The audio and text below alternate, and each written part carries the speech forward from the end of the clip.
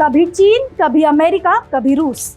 ऐसा कोई दरवाजा नहीं बचा जहां पाकिस्तान ने भीख के लिए गुहार ना लगाई हो। लेकिन इस बार तो रूस ने पाकिस्तान की ऐसी बेइज्जती की है कि वो सालों तक याद रखे। ऑपरेशन सिंदूर में मात खाने के बाद पाकिस्तान बौखलाया हुआ है। शहबाज शरीफ और असीम मुनीर कभी अमेरिका, कभी चीन, कभी सऊदी अरब तो कभी तुर्की के चक्कर काट रहे हैं। जब किसी ने पाकिस्तान को ज्यादा अहमियत नहीं दी तो तब पाकिस्तान भारत और अफगानिस्तान से रिश्ते सुधारने के लिए दुनिया के अलग अलग देशों के आगे गिड़गिड़ाने लगा है।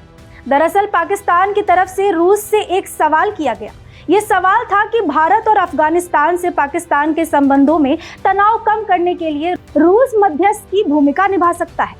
इस सवाल के जवाब में रूसी विदेश मंत्रालय ने कहा कि रूस मध्यस्थ के रूप में काम नहीं करता। मतलब साफ है, रूस ने एक तरह पाकिस्तान के सवाल को उठाकर कूड़े के डब्बे में डाल दिया।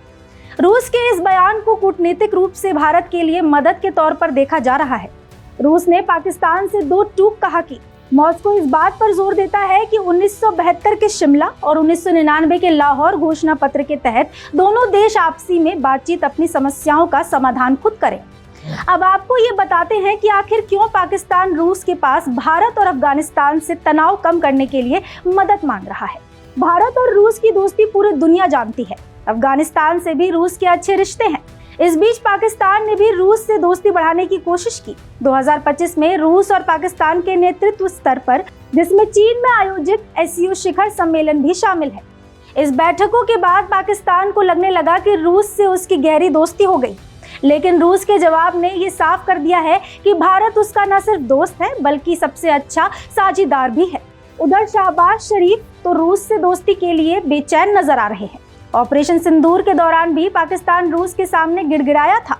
उस समय तो पाकिस्तान ने सीज फायर के लिए अमेरिका के सामने 1, 2, 10 बार नहीं बल्कि 66 बार नाक रगड़ी। स्विट्जरलैंड के थिंक टैंक की रिपोर्ट के मुताबिक जब भारत ने पीओके में आतंकी कैंपों पर हमला किया, पाकिस्तान के एयरबेस को टारगेट किया, तो पाकिस्तान के हाथ पांव फूलने लगे। 10 मई 2025 की सुबह भारत ने ब्रह्मोस और स्कैल्प जैसी लंबी दूरी की मिसाइलों से पाकिस्तान के एयरबेस और रडार सेंटर्स पर जबरदस्त हमले किए। इस हमले में पाकिस्तान के कई लड़ाकू विमान, रडार और कमांड सेंटर तक तबाह हो गए। रनवे तबाह होने की वजह से पाकिस्तानी एयरफोर्स के हाथ पांव फूल गए और युद्ध विराम की गुहार लगानी शुरू कर दी। इस रिपोर्ट में दावा किया गया है कि पाकिस्तान के ऑफिसर्स अमेरिका में मीटिंग के लिए दिन भर चक्कर काट रहे थे।